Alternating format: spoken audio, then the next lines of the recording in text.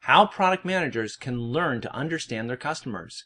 Techniques for product managers to better understand what their customers really want. Written by Dr. Jim Anderson. Narrated by Dr. Jim Anderson. Acknowledgements. Any book like this one is the result of years of real-world work experience. In my over 25 years of working for 7 different firms, I've met countless fantastic people, and I've also been mentored by some truly exceptional ones.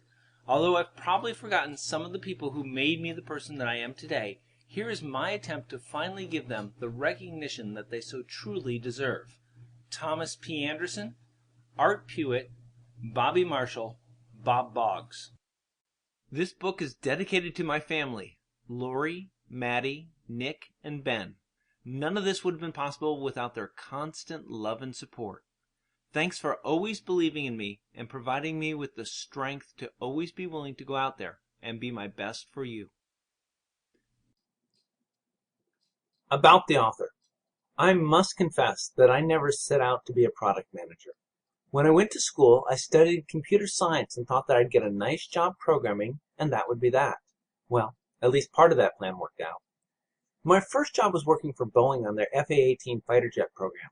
I spent my days programming fighter jet software in assembly language, and I loved it. The U.S. government decided to save some money and went looking for other countries to sell this plane to. This put me into an unfamiliar role. I started meeting with foreign military officials in order to explain what my product did. Time moved on, and so did I. I found myself working for Siemens, the big German telecommunications company. They were making phone switches and selling them to the 7 U.S. phone companies. The problem was that the switches were too complicated. Customers couldn't tell the difference between one complicated phone switch from another complicated phone switch. The Siemens sales folks were in a bind. They didn't know enough about how the switches worked to tell their customers why they should buy them. Siemens reached out to their engineering unit looking for anyone who could help the sales teams out.